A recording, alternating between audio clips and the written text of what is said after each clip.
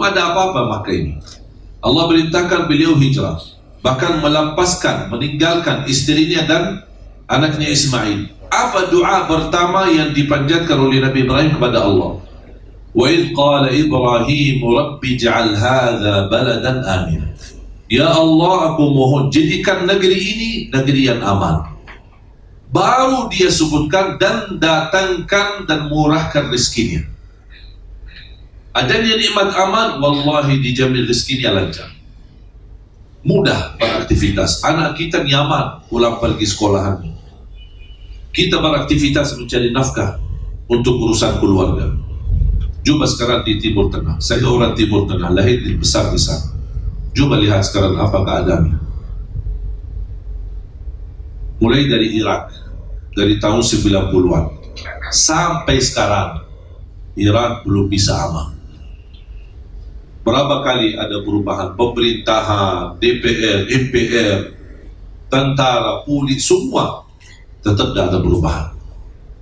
Nikmat aman, orang Irak sendiri tidak bisa nyaman. Anaknya bisa pergi ke sekolah belum tentu pulang. Dan itu yang saya pernah rasakan ketika saya bertemu seorang ibu di Palestina. Dan saya tanya keadaannya, gimana ibu keadaannya? Dia berkata, mau tahu keadaan saya di sini? Aku sudah 40 tahun. Setiap bangun pagi, saya membangunin anaknya sambil persiapkan sarapannya. Begitu mereka sarapan mau pergi, saya memeluk anakku dengan rasa cinta dan sayang. Dan saya menangis, tapi anakku tidak merasa aku menangis. Kenapa? Karena saya bisa menjadikan pelukan ini yang terakhir. Begitu anakku pergi, saya siang hari, begitu tiba waktu siang hari, saya keluar, bukan tunggu di rumah, tapi saya keluar dari halaman rumah, menunggu dari jauh, melihat anak-anak yang sedang lari pulang sekolahannya. Sampai saya berdoa, mudah-mudahan ada di antara mereka anakku yang sedang lari dan pulang ke rumahnya. Kekurangan, kita syukuri ketika kita mendapatkan kebaikan di negeri kita, kita sabar menghadapi ujian, kita menghadapi cobaan atau tantangan. Bismillahirrahmanirrahim. Assalamualaikum warahmatullahi wabarakatuh. Waalaikumsalam warahmatullahi wabarakatuh. Alhamdulillahi Rabbil Alamin. Asyhadu an la ilaha illallah wahdahu la syarika lah waliyus salihin wa asyhadu anna sayyidana wa nabiyyana Muhammadan abduhu wa rasuluh as-sadiqul amin. Allahumma salli wa sallim wa barik ala sayyidina Muhammad wa ala alihi wa sahbihi wa man tabi'ahum bi ihsanin ila yaumiddin. Subhanaka la ilma lana illa ma 'allamtana innaka antal alimul hakim. Yang saya muliakan, saya banggakan Pak Direktur Utama Kereta Api Domestik yang insya Allah dimuliakan dan dipakai Allah Subhanahu Wa Taala, dan semua para dirut yang hadir. Mohon maaf saya tidak sebut satu persatu. Mudah-mudahan semua yang hadir menjadi orang yang mulia di sisi Allah Subhanahu Wa Taala. Amin. Saya bangga sekali di waktu yang begitu padat. Cuma permintaan ini tidak bisa ditolak dari sahabat saya, Pak Sambodo, yang meminta saya bisa mengisi acara ini. Karena kalau kami baru kemarin selesai tugas syuting Kultum bersama RCTI. Oke. Dan tahun ini alhamdulillah di kegiatan syutingnya selama 30 episode di Banyuwangi. Tahun kemarin di Lombok, dan sebelumnya di luar negeri 3 tahun berturut-turut. Dan alhamdulillah 2 tahun terakhir ini nampaknya mulai dari Lombok intensitas syutingnya cukup tinggi. Nampaknya tertarik sekali dengan melihat view dan pandangan indah alam Indonesia. Memang dari dulu saya telah menawarkan kepada RCTI Kultum lebih bagus di syuting di Indonesia, tidak usah keluar negeri. Tapi belum diijabah selama 3 tahun. Alhamdulillah tahun yang keempat diijabah, dan kita lihat hasilnya sangat bagus. Ternyata Indonesia luar biasa. Lombok memiliki keindahan dan alam yang luar biasa. Belum lagi Banyuwangi. Sampai Pak Bupati kejar waktu dan kesempatan untuk bisa ketemu, tapi kami karena fokus untuk syuting tidak berkesempatan sampai malam terakhir. Kita dalam 7 hari syuting lebih dari 36 episode dalam 7 hari. Jadi begitu padat dari pagi sampai sore. Pulang langsung istirahat. Makanya Pak Bupati, karena saya tidak bersempatan ke pendopo atau bertemu beliau malah yang datang ke hotel dan sekaligus makan malam di hotel, dan alhamdulillah berdialog banyak bersama beliau. Dan kesannya sangat luar biasa Banyuwangi. Insya Allah jangan dilewatkan acara kultum di RCTI. Jadi ketika buka puasa silakan nontonnya sekali promosikan. Jamaah sekalian dimuliakan Allah Subhanahu Wa Taala. Alhamdulillah berjalan waktu, saya tidak nyangka bisa datang ke Indonesia. Saya tidak nyangka bisa betah di Indonesia. Saya tidak nyangka bisa jatuh cinta Indonesia. Saya tidak nyangka bisa cinta ibu-ibu, terutama ibu-ibu ya.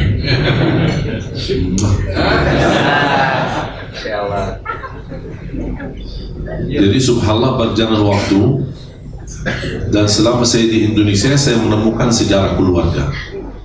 Ternyata dari kakek dan ayah kakek saya kelahiran Lombok, jalur lewat ibu saya. Jadi ibu saya tidak pernah cerita kami punya jalur keluarga dari Lombok. Bahkan ayah kakek saya dibunuh penjajah Belanda ketika dia mengumpulkan orang Sasak di Lombok untuk melawan penjajah Belanda. Dibunuh dan punya makam besar di Ampenan. Makanya ketika saya bertemu Pak Jokowi, saya sampaikan saya sebenarnya keturunan pahlawan tapi belum terdaftar. Dan subhanallah ketika saya ke rumah sakit, dokternya pun kaget. Subhanallah, darahnya merah putih. Subhanallah, alhamdulillah. Jadi jamaah sekalian dimuliakan Allah Subhanahu Wa Taala, yang saya mendapatkan banyak pelajaran dari Indonesia. Ramah, santun, sopan, akhlak yang mulia, tidak suka kasar, tidak suka kekerasan. Kalau budaya kita di Arab bukan suka kekerasan, tapi ada sedikit tegas. Mungkin diajak bicara, ngobrol saja, nada suaranya tinggi. Orang pikir kita berantem, padahal bukan berantem, lagi ngobrol biasa sambil kopi, sampai santai-santai. Ini begitu cara santai-santai orang Arab ya begitu. Makanya saya pas ketika di acara di Trans 7, saya sempat ditanya apa yang antum dapat pelajaran dari Indonesia. Saya berkata dapat satu hal bagi saya sangat indah. Ketika kami di Arab mengucapkan Assalamualaikum, Assalamualaikum, jadi orang kaget, apa ini ucapan salam atau apa ini? Pas begitu saya datang ke Indonesia, saya berubah karena saya belajar dari orang Indonesia. Saya Assalamualaikum.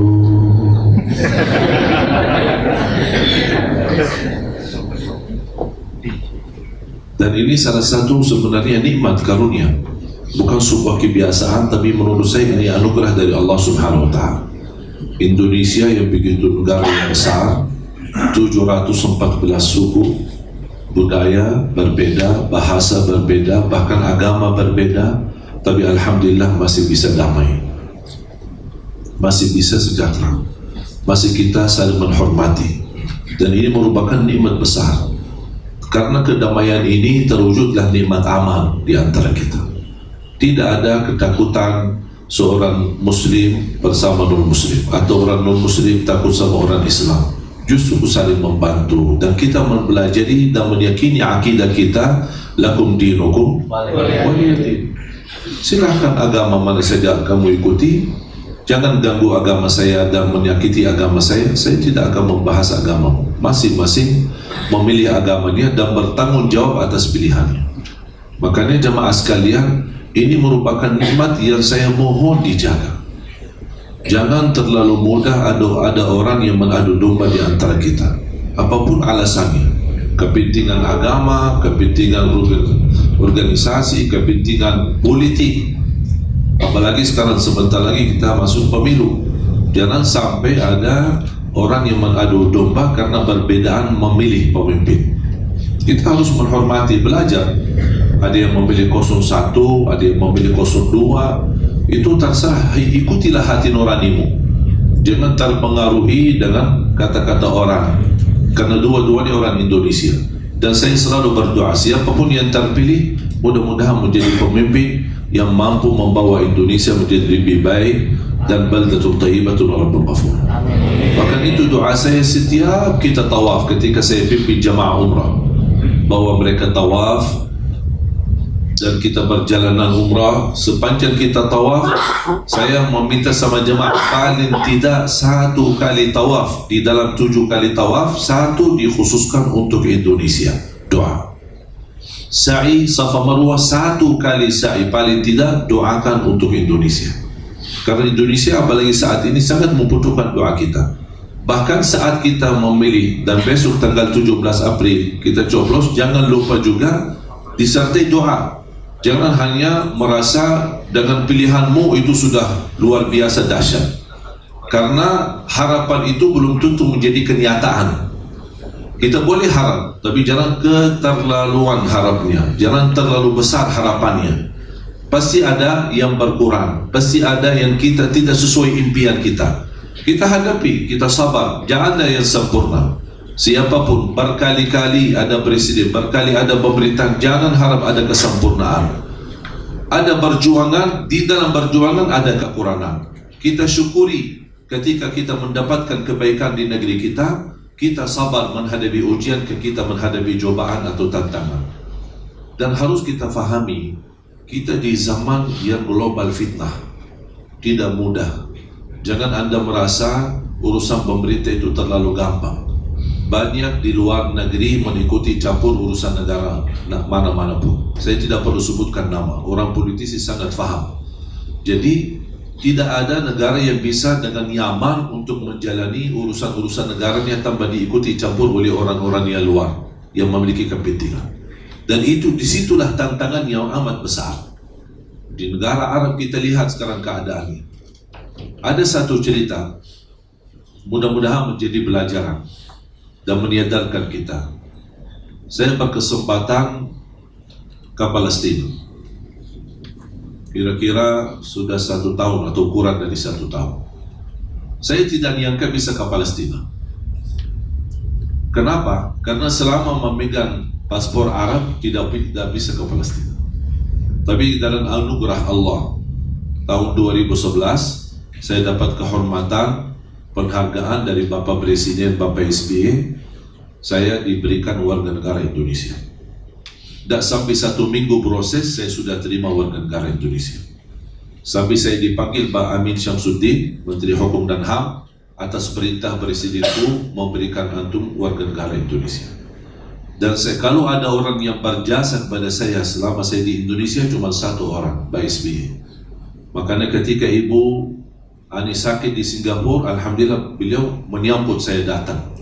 Bahkan saya datang tanpa janji, tidak pakai janji, tidak pakai telepon, tidak pakai WA, tidak, langsung datang. Ada orang protokol di bawah, sampaikan, langsung beliau sambut. Dan alhamdulillah sangat beliau bersenang dan alhamdulillah bergembira karena hubungan kita baik. Dan saya selalu berterima kasih kepada beliau karena wasilah beliau mendapatkan warga negara Indonesia. Dan ini semua takdir Allah Subhanahu wa Ta'ala. Saya tidak pernah minta. Habis ceramah kultum, sebelum buka puasa, ketika kami bersama-sama buka puasa, di diamannya Ketua DPR waktu itu Pak Marzuki Ali, kemudian saya naik panggung untuk mengisi ceramahnya. Begitu selesai, nampaknya terkesan hati beliau dan terus panggil duduk di samping beliau. Oh, ini dari mana? Ini bukan Habib Indonesia kan? Karena Sulman ya, Habib kan yang bulat dulu. Oh, saya bilang dari Madinah, lahir besar di Madinah. Oh, mau nggak warga negara Indonesia? Oh, saya kaget. Oh, kalau Bapak yang nawarin, mau aja Pak. Saya bilang nggak mau. Oh, ini saya Masya Allah bahasanya bagus. Saya senang ceramahnya. Semenjak itu kata beliau sama istrinya selalu ikuti acara kami di Damai Indonesiaku dan beberapa acara yang kami isi di TV. Jadi karunia warga negara Indonesia menjadi salah satu sebab wasilah saya bisa ke Tanah Suci Palestina. Bahkan di luar dugaan dan fikiran saya, baru saja saya kenal salah satu imam besar Masjidul Aqsa sore hari, dan salat maghrib beliau ajak bersama kita salat, bahkan dorong saya menjadi imam salat maghrib dan isya. Saya pun kaget sampai saya terharu dan nangis. Makanya kalau besok Bapak Ibu mendengar sejarah Palestina, ada seorang Indonesia yang sempat jadi imam salat maghrib dan isya, itu Ali Jabir ya. Orang Indonesia sebenarnya. Ini karunia dari Allah Subhanahu wa Ta'ala. Ketika saya ke Palestina, ada satu kejadian. Kami bersama jamaah berkeinginan tahajud di Masjidul Aqsa. Kami jalan dari hotel jam 2 malam. Sampai di area Masjidul Aqsa. Masjidul Aqsa di dalam sebuah kota tua, dipagari tembok yang cukup amat besar. Di dalam belakang tembok seperti gunung nampaknya dari luar. Di dalam kota itu adalah ada di dalam atau di belakang gunung itu, bangunan itu adalah ada kota kecil. Ada orang Yahudi, ada gereja, ada musalla, ada pasar, semua orang di dalam. Ada orang Nasrani. Begitu kita masuk pintu utama, tidak bisa masuk mobil, kita harus jalan kaki. Kira-kira 8 menit sampai 12 menit. Jalan kaki, masuk seperti gang, kanan kiri, dan semua gang-gangnya mirip. Kita harus hati-hati, ada nama, ada nomor. Kalau salah bisa keluar ke timur, kalau datang dari barat bisa salah keluar.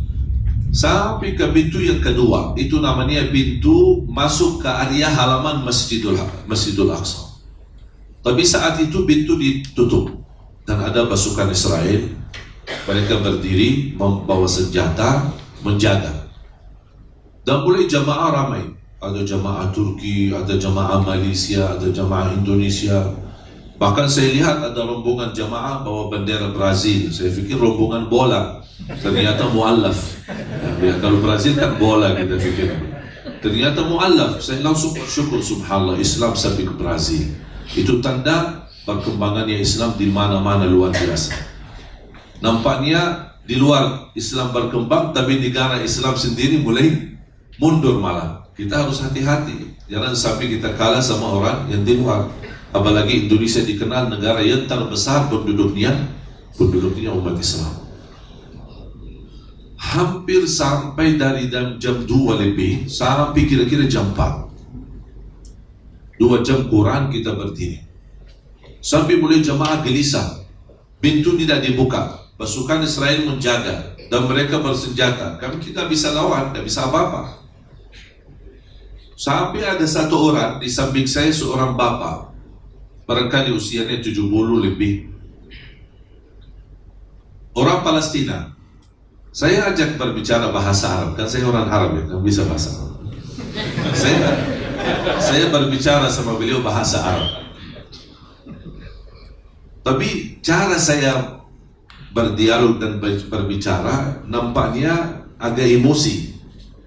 Kami kenapa tidak dibukain pintu? Karena lama kita kan mau salat, bukan mau perang. Orang Palestina melihat ke saya, karena dia duduk saya berdiri, lihat ke saya, langsung dia, kamu orang baru ya?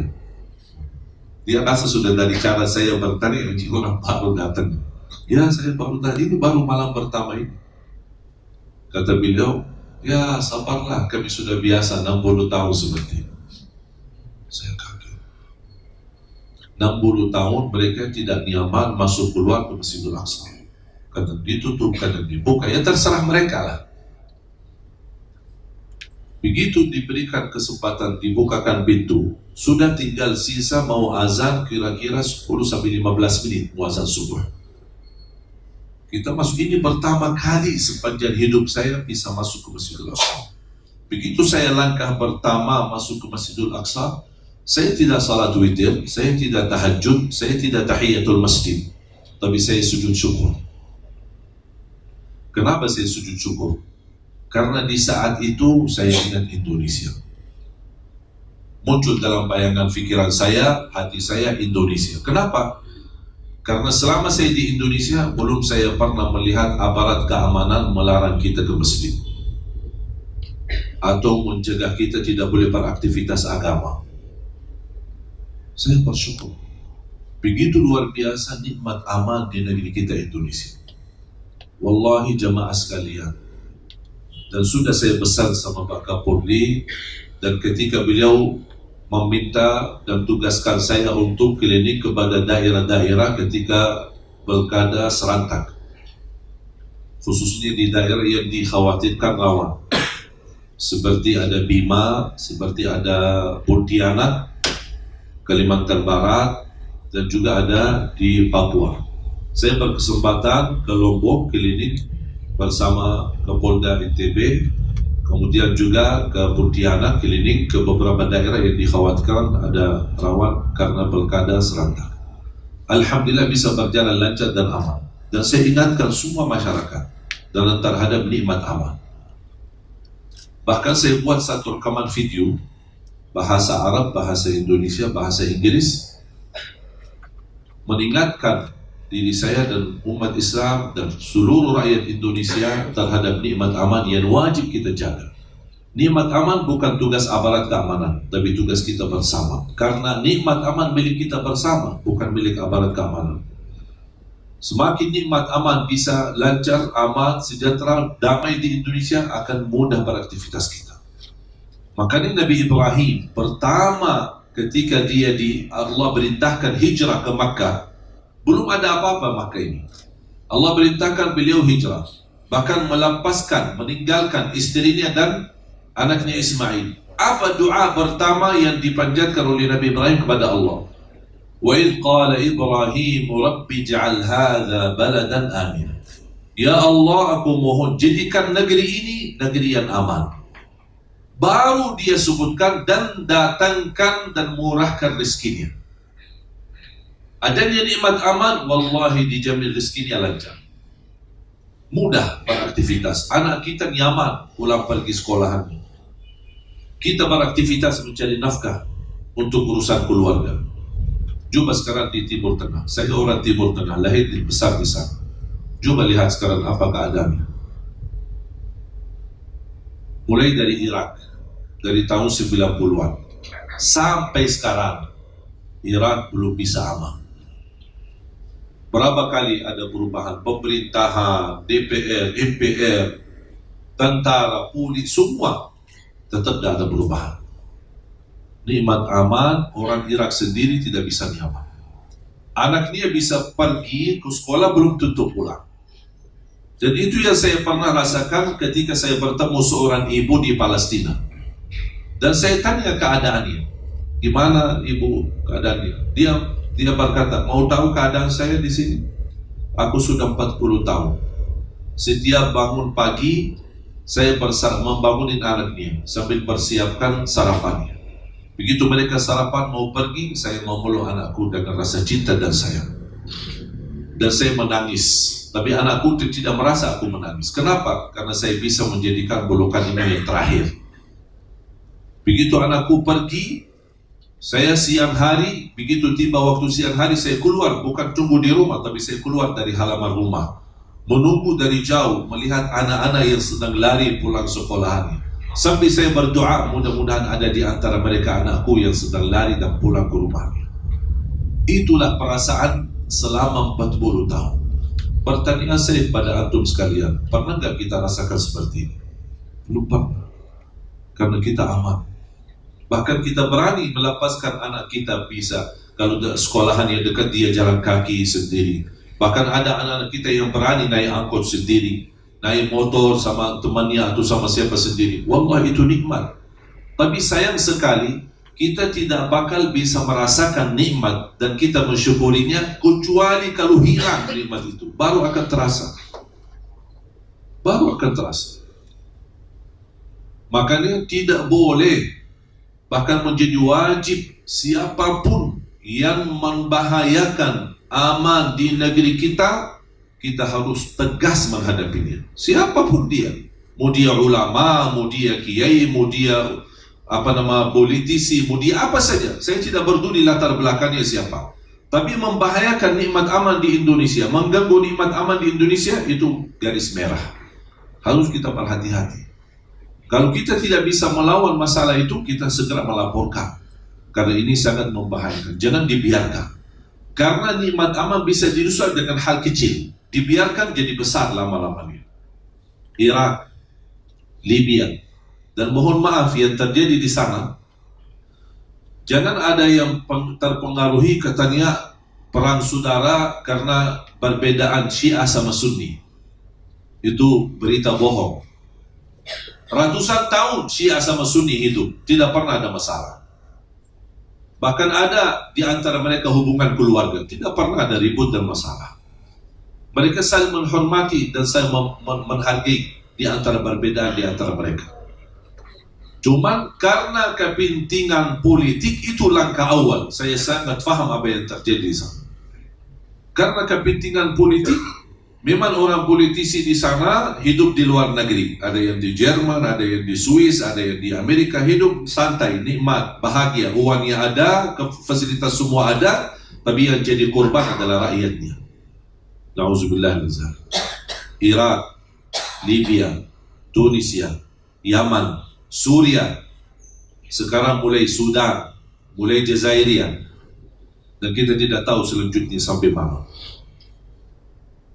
Dan selalu saya berkata, kalau Makkah Madinah bangkitnya, Makkah Madinah datangnya Islam untuk dunia, insya Allah Indonesia bangkitnya Islam untuk dunia. Amin. Tapi Islam yang benar-benar membawa kedamaian.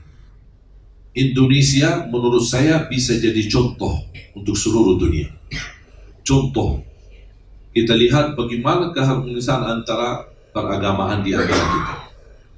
Berapa kali 411, 212, tapi di situ ada acara pernikahan orang-orang non-muslim. Walaupun umat Islam sedang demo, tapi ada orang Muslim berani melewati mereka, bahkan dikawal sampai masuk gerejanya. Ini nampaknya kayaknya belum ada di mana-mana, hanya di Indonesia. Dan ini nikmat wallahi besar. Saya begitu melihat hal-hal seperti ini, saya bersyukur, sujud syukur lillahi ta'ala. Karena ini anugerah dari Allah SWT. Jangan sampai ada orang yang mencabutnya. Kalau kita tidak menghargai nikmat aman, tidak mensyukuri nikmat aman, akan Allah Subhanahu wa ta'ala cabut nikmat aman tersebut. Makanya jemaah sekalian, mari kita sama-sama rapatkan saf kita. Ada perbedaan, ya tetap ada. Jangan ada yang merasa besok Muhammadiyah sama NU akan bersatu, satu pandangan, satu fahaman, satu otak. Tidak bakal. Bahkan itu tidak bisa. Karena itu lawan sunnatullah. Sunnatullah harus ada perbedaan. Ada direktur utama, ada semua staf-stafnya, ada jajarannya semua, tapi pasti ada perbedaan. Ketika ada meeting, pasti ada beda pandangan, beda pendapat. Dan kembali kepada yang bersangkutan untuk mengambil keputusan terakhir yang bisa menjadi kemaslahatan umum. Tapi ini kembali, termasuk apa yang saya sampaikan. Saya yakin tidak 100% yang ada di sini menerimanya. Pasti ada yang punya pendapat sendiri, ada punya masukan, ada punya tambahan, ada yang merasa ada yang kurang. Itu wajar, karena kita beda otak, beda berpikir. Dan mungkin kita maksa-maksa semua harus satu pikiran, satu pandangan. Tapi yang kita bisa jaga adalah satu hati. Satu hati untuk mencintai, saling menghormati, walaupun beda pandangan. Bolehkah saya minta kertas putih? Kalau ada spidol sekalian, saya mau kasih satu pelajaran, mudah-mudahan menjadi sebab terbuka wawasan. Saya sendiri termasuk orang yang lahir besar di tanah suci Madinah. Dan dalam kesempatan ini saya undang Anda semua, undangan terbuka untuk umum, silakan insyaallah makan malam di rumah saya di kota Madinah. Tapi kalau soal berangkat, kalau soal makan insyaallah gratis, soal berangkat bayar masing-masing. Karena saya punya kebiasaan ketika ada jamaah, saya semua ajak ke rumah. Bahkan pernah ada jamaah kurang lebih 800 orang. Ketika kami umrah, saya ajak ke rumah dan saya sembelih unta untuk jemaah. Jadi makan malamnya daging unta dan susu unta. Pulang ke hotel sudah pingsan. Sakit kuat dagingnya unta. Tapi alhamdulillah masih sehat semua. Alhamdulillah. Kembali ke tanah air semua sehat. Ketika saya hidup di Madinah, memang mohon maaf perbedaan budaya ada antara Madinah sama Makkah, termasuk menjalani ibadah, menjalani sehari-hari Islam, perbedaan mazhab. Ketika saya datang ke Indonesia, jujur saja awal-awalnya semua saya melihat sesuatu yang berbeda. Langsung kesan saya, apa Islam saya di Madinah yang benar atau Islam di Indonesia yang benar? Aku kayak apa, bingung gitu. Jangan-jangan Islam di Indonesia itulah Islam yang baru. Sampai menjadi tantangan di dalam hati saya. Bagaimana bisa saya sesuaikan antara budaya Indonesia sama budaya di Arab. Begitu saya kembali ke Madinah, saya bertanya sama guru saya. Beliau ketawa. Ya, memang di situ beda mazhab. Kita di Arab mengikuti kebiasaan mazhab Hambali. Kalau di Indonesia mazhab Syafi'i. Jadi wajarlah kalau ada perbedaan. Ketika saya disitulah belajar perbedaan itu. Saya menemukan ternyata selama saya belajar sampai kuliah di Arab masih bodoh. Belum belajar apa-apa. Ternyata agama ini sangat luas. Dengan berbeda wawasan, berbeda pandangan, berbeda mazhab, terus saya bertambah belajar. Makanya bagi saya Indonesia karunia dari Allah karena membuat saya tetap belajar. Dan bisa habis umur kita belum tentu habis belajar. Saking begitu luas pemahaman agama. Saya kasih contoh sederhana. Untuk bagaimana, karena di Indonesia, saya lihat di Indonesia belum belajar menerima perbedaan. Jadi seolah-olah saya yang benar, yang lain harus ikut saya. Kalau enggak berarti Anda sesat. Anda masuk neraka. Mohon maaf ya. Kalau enggak ikut saya berarti Anda tidak benar.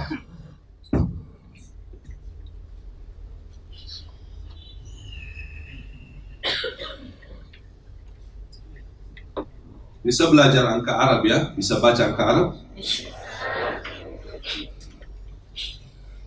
Anda bisa baca angka Arab? Hah? Yakin? Ya. Anda boleh sini sebelah saya. Bapak Ibu baca ini. Yakin? Pasti? Ya. Belum baca? 7. Astagfirullahaladzim. Baca 7. Yakin?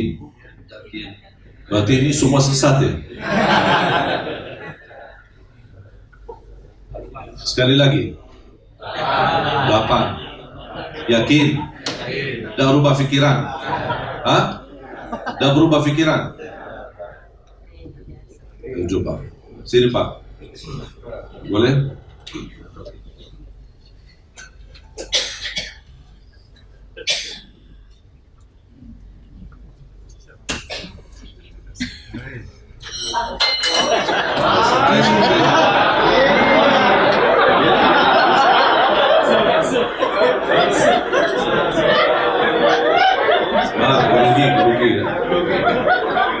Boleh baca?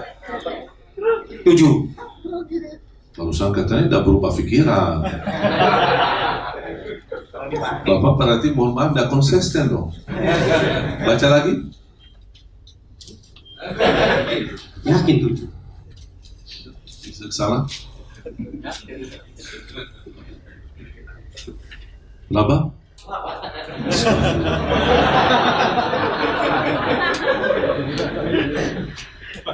Ada perbedaan tidak? Kira-kira bisa disepakati tidak ini? Apa kira-kira solusinya untuk mensepakati masalah ini? Ada yang baca 8, ada yang baca 7. Hah? Berarti pindah posisi. Pindah posisi. Boleh. Pindah. Contoh. Daripada kita ribut, maksa, aku baca 8, dia baca 7, dan saling menyesatkan, kita mudah sekali, Pak, sini, datang, boleh nggak datang sebelah saya? Begitu dia datang, oh ya, udah selesai masalah. Masalahnya kita sangat susah untuk mengajak bersama. Kita tidak mau tahu, posisi saya di sini, posisi antum di sana, dan saya tidak mau tahu. Aku yang benar, yang lain salah. Itu yang terjadi di Indonesia. Tidak mau saling menerima. Beda pandangan berarti beda baca. Solusi yang kedua ada. Bisa nggak kita sepakati ini?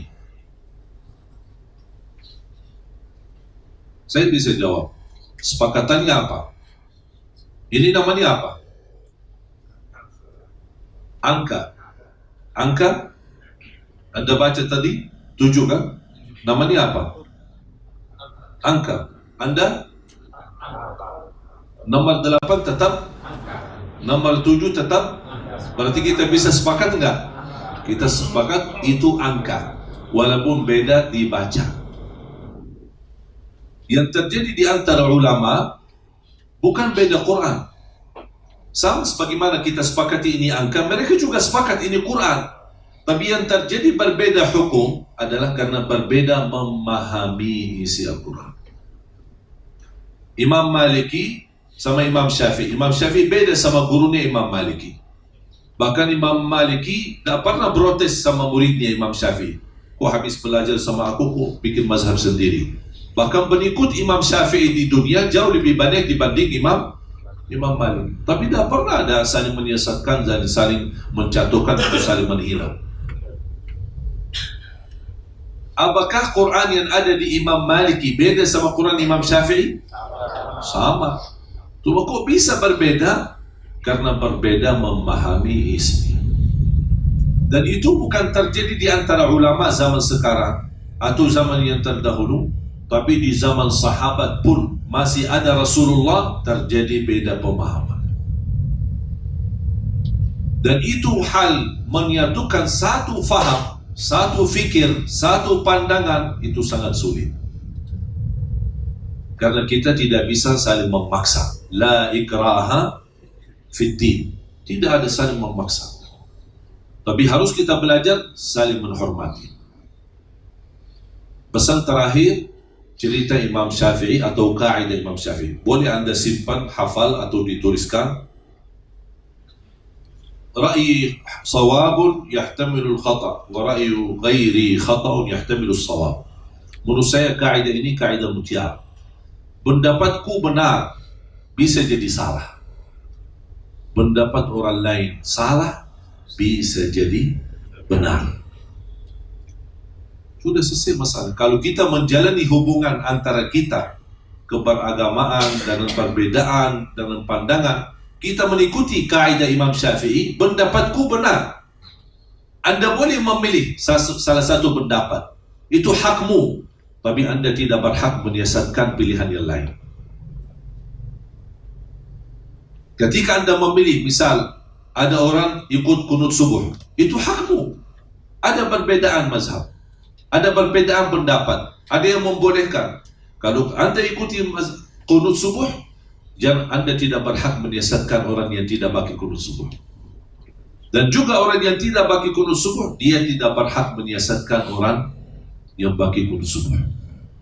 Kalau saya dalam hal ini, termasuk dalam semua perbedaan, saya suka mensesuaikan. Masuk masjid, diminta jadi imam, saya tanya, ini subuh kunut tidak? Oh, kami biasa pakai kunut, saya pakai kunut. Maaf, kami biasa tidak pakai kunut, saya tidak pakai kunut. Ini masjid kami biasa jahar bismillah, keras suara bismillahirrahmanirrahim sebelum al-fatihah, saya keraskan suara. Oh, kami biasa tidak keraskan, langsung alhamdulillahirabbil alamin, ya saya ikuti. Kami biasa habis salat doa, dipimpin doa, saya doa. Oh, habis salat kami biasa masing-masing, ya masing-masing. Kenapa suka ribut? Kalau masuk ke masjid, ada yang minta, apalagi bulan Ramadan, setiap tahun kita ributkan 23 atau 11.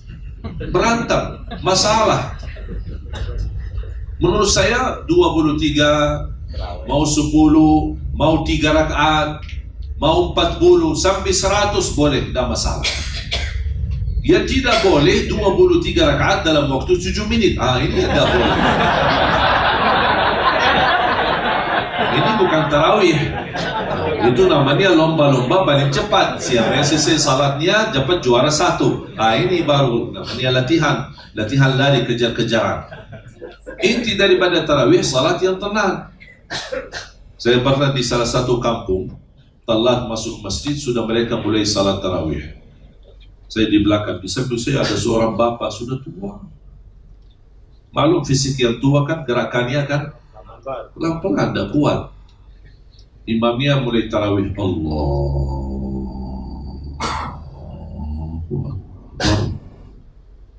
Terkesan di hati saya, Masya Allah, nampaknya nikmat. Pas begitu mulai, Bismillahirrahmanirrahim, Astagfirullahaladzim, saya kaget. Baru enak takbirnya, tenang, lama, kupas baca jurut. Bahkan saking cepatnya saya tidak bisa mendengar. Waladhdallin. Oh, ini Al-Fatihah. Pas begitu amin langsung. Bismillahirrahmanirrahim. An-Na'im. Apa itu? Alhaakumut takatsur. Saking cepat. Ya Allah, Masya Allah. Aku sudah berusaha paling cepat, tidak bisa. Sampai kehilangan kalimat-kalimat dan huruf-hurufnya. Allahu Akbar. Saya baru mau ruku, Sami Allahu liman hamidah. Yang saya, kalau masih saya kuat ikuti imam, kasihan yang bapak sebelah saya. Pas begitu bapak turun, mau ruku dah jadi, bangun berdiri. Astagfirullahaladzim. Pas imam dia begitu berdiri, dia langsung sujud. Saya kejar sujud. Kita selesai 2 kali sujud, bapak kan masih turun.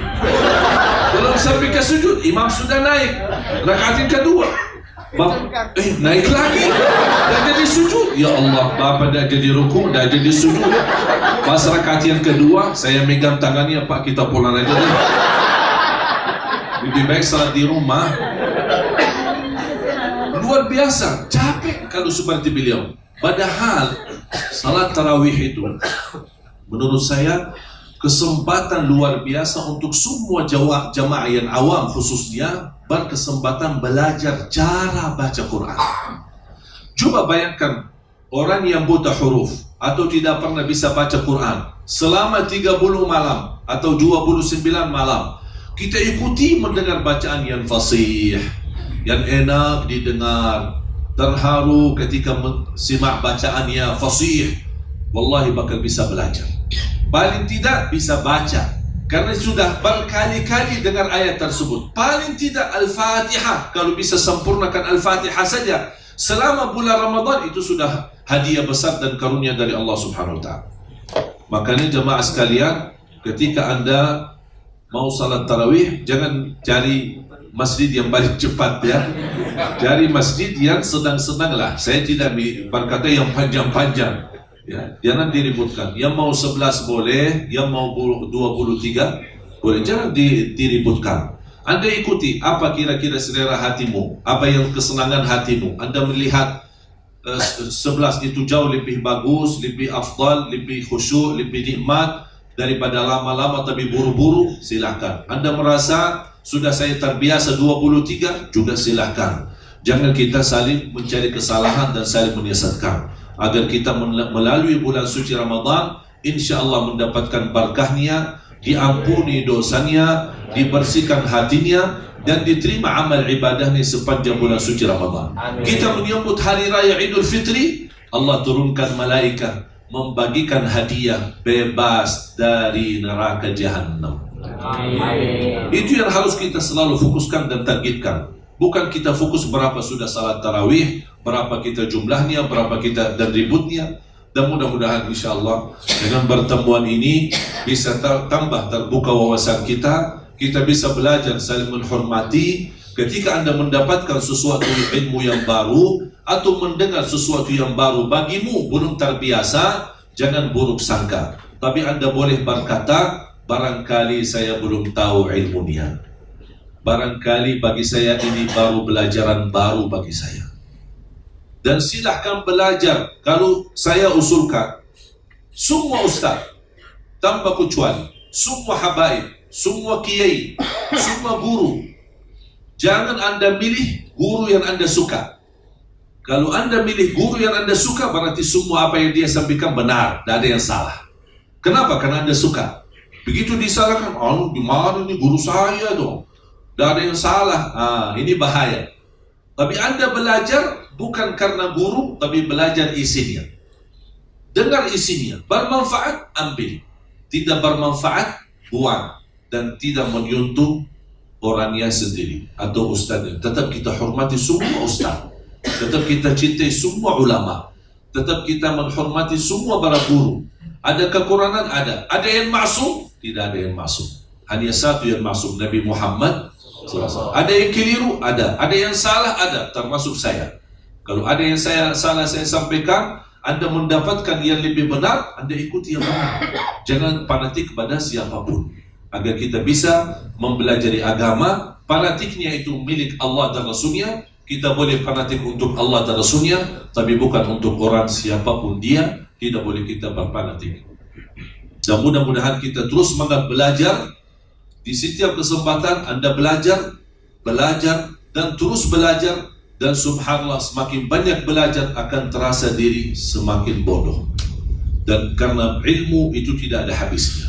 Mudah-mudahan insyaAllah ilmu yang kita sama-sama belajari di siang hari ini menjadi bermanfaat, bisa menambahkan wawasan, menambahkan ilmu bagi kita semua. Yang mampu ilmu yang kita sama-sama belajari, mudah-mudahan mampu membawakan kita di dalam sisa umur kita menjadi lebih baik hubungannya sama Allah, lebih baik hubungannya sama Rasulullah, lebih baik hubungannya sama Islam, dan lebih baik mempraktikkan Islam dalam hubungan kita sehari-hari, agar orang bisa merasakan keindahan Islam, Islam rahmatan lil alamin, Islam yang begitu luar biasa ramah, Islam yang begitu luar biasa indah, Islam yang begitu luar biasa yang sudah diridai Allah Subhanahu wa taala. Dan kita baca selalu, raditu billahi rabba wa bil islami dina wa bi Muhammadin nabiyyan wa rasulah. Semoga insyaallah semua dipakai Allah Subhanahu wa taala.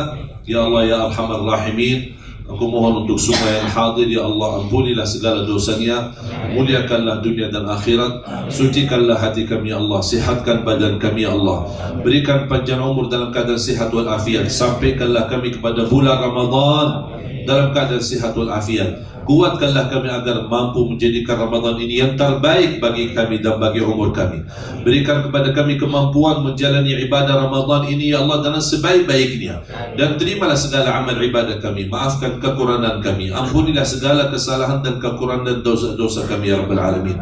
Ampuni kedua orang tua kami. Ampuni saudara kami muslimin, muslimat, mu'minin, mu'minat yang hidup maupun yang telah wafat. Ya Allah ya Arhamar Rahimin, anugerahkan kepada kami pemimpin di Indonesia, pemimpin yang taqwa, pemimpin yang adil, pemimpin yang amanah, pemimpin yang jujur, pemimpin yang ikhlas untuk agamamu dan ikhlas melayani rakyatnya ya Dzal Jalal wal Ikram, yang bisa membawa Indonesia menjadi makmur, barakah, baldatun tayyibatun, rabbun ghafur birahmatika ya Arhamar Rahimin. Rabbana atina fid dunya hasanah wa fil akhirati hasanah wa qina adzaban nar. وصلى الله على سيدنا نبينا محمد والحمد لله رب العالمين. Mohon doa restu. Insyaallah kami terus menjalani program pembinaan dan mencetak 1 juta penghafal Al-Quran. Dan alhamdulillah program ini sudah berjalan. Dan alhamdulillah banyak yang terlibat membantu dan juga terlibat menjadi orang-orang yang insyaallah berduri untuk mewujudkan 1 juta penghafal Al-Quran. Cita-cita saya semua masjid di Indonesia akan diimami oleh imam penghafal Al-Quran. InsyaAllah memang angkanya besar, tapi saya percaya dan yakin ketika kita mulai pasti akan tercapai. Sejauh apapun kalau tidak berlangkah awal tidak akan sampai. Pengalaman saya di program kami pembinaan tunanetra. Tunanetra saya mendapatkan data, walaupun belum valid, lebih dari 3 juta tunanetra berada di Indonesia. Saya sudah berhubungkan dengan Kementerian Agama, dengan Kementerian Sosial dari waktu Bapak Dr. Salim Jufri Tapi sampai sekarang belum saya mau menerima data yang valid. Yang hanya kami terima baru kurang lebih 37.000 yang validnya. Dan masuk kami melibatkan ada satu lembaga ITMI, Ikatan Tunanetra Muslim Indonesia. Dan alhamdulillah pertama kami bergerak sudah 3 tahun. Ketika kami mulai memang tidak ada respon. Sumpah sampai saya berkali-kali mengajukan permohonan untuk bertemu Bapak Presiden 3 tahun yang lalu. Saya dipanggil ke istana, malah saya dipertemukan sama Pak Luhut. Saya minta lagi, kira-kira 6 bulan kemudian saya dipertemukan lagi sama Pak Luhut. Saya minta lagi untuk bertemu Presiden, saya dipertemukan lagi dengan Pak Wiranto. Dan sampai sekarang belum ada respon untuk program tunanetra. Akhirnya saya terpaksa jalan. Mau tidak mau harus saya jalan. Alhamdulillah banyak warga besar dari PLN yang ikut terlibat, banyak dari perusahaan BUMN yang alhamdulillah juga ikut terlibat, dari TNI juga ikut terlibat, ada juga dari Pak Kapolri sendiri, Wakapolri Pak Safruddin, dan juga banyak polda-polda di Indonesia yang juga ikut sampai di Raja Ampat. Dan alhamdulillah kami berhasil membagikan Quran Braille digital sudah lebih dari 28.000 Quran Braille digital untuk mereka. 28.000 itu sudah menghabiskan lebih dari 30 miliar dan tidak ada satupun dana yang kami dapat anggaran dari pemerintah. Ketika saya mulai memang angkanya besar, tapi saya tidak melihat angka besarnya, tapi saya fokus mulai saja dulu. Alhamdulillah begitu mulai, ternyata dalam waktu cepat kepercayaan jamaah di seluruh Indonesia, dari majlis-majlis ta'lim, dari warga-warga, dari teman-teman sahabat, alhamdulillah ada yang wakafkan 1 Quran, ada yang wakafkan 2 Quran sampai bisa tuntaskan sejumlah yang seperti itu. Dan alhamdulillah sekarang mulai program berangkatan umrah dan insyaallah haji. Saya kemarin lama di Arab, saya sudah mengajukan permohonan kepada kerajaan untuk mendapatkan kemudahan haji tunanetra gratis menjadi tamu kerajaan. Dan saya sudah melibatkan beberapa imam besar Masjidil Haram agar mereka bisa memberikan wasilah dan syafaatnya agar bisa dimudahkan. Dan alhamdulillah sudah 2 angkatan yang sudah diberangkatkan umrah gratis kemarin. Terakhir langsung ditanggung oleh Bapak Kapolda Riau yang membiayai 25 orang umrah gratis. Dan alhamdulillah mereka begitu luar biasa dahsyat ketika mereka di tanah suci dan tanpa dikawal, hanya mereka sendiri bersamaan. Tapi subhanallah sampai karena 25 lumayan antrinya terlihat sampai menarik perhatian dan semua orang pada bertanya. Dan saya menjawab ini semua keberkahan dan perjuangan rakyat Indonesia untuk saudara kita tunanetra. Makanya jamaah sekalian, program kami bukan hanya untuk tunanetra, tapi insya Allah kita terus berjuang untuk membina 1 juta penghafal Al-Quran. Dan salah satu berkah bersama tim sahabat saya, tim RCTI yang begitu luar biasa berjuangan untuk acara Hafiz Indonesia. Mungkin Bapak Ibu suka menonton Hafiz Indonesia yang sudah jadi, tapi di belakang layar banyak perjuangan tim RCTI yang Anda tidak bisa melihatnya. Begitu luar biasa, mendatangi mereka kampung-kampung, desa-desa, provinsi, kota, kabupaten, mengumpulkan mereka, mendatangkan mereka sampai ke Jakarta, melatih mereka, memimpin mereka, sampai puluhan, bahkan sampai ratusan orang. Begitu sudah terpilih, karena tidak bisa ditampilkan ratusan orang di dalam acara TV, akhirnya terpilih yang terbaik. Tapi perjuangan sangat luar biasa. Dan ternyata berkahnya acara Hafiz Indonesia, begitu mereka selesai acara, pulang, masing-masing di kampungnya berkembang program Al-Quran. Bahkan ada anak-anak yang sudah bikin tahfiz sendiri. Ada Azza, ada kemudian Fuadi, ada Aulia, ada juga Musa, dan semua masing-masing di kampungnya sudah membangun pesantren dan perkembangan tahfizul Quran. Makanya jamaah sekalian, mohon doa restu. Kalau Anda tidak bisa menjadi penghafal Al-Quran, keturunan Anda belum bisa menjadi penghafal Al-Quran, paling tidak lipatkan hartamu, rizkimu, sedekahmu untuk program Al-Quran. Barangkali besok di hari kiamat mudah-mudahan dari sisi rizki dan dari sisi harta, mudah-mudahan menjadi saksi baik di hadapan Allah. Nanti kita bersama-sama gabung bersama Ahlul Quran, insyaallah di surga Allah Subhanahu wa taala.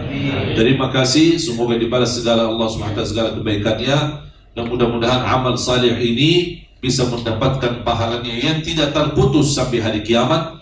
Dan juga boleh kita mendoakan untuk kedua orang tua kita, insyaallah mereka termasuk mereka mendapatkan pahalanya di sisi Allah Subhanahu wa taala. Wallahu taala alam. Alhamdulillahirabbil alamin.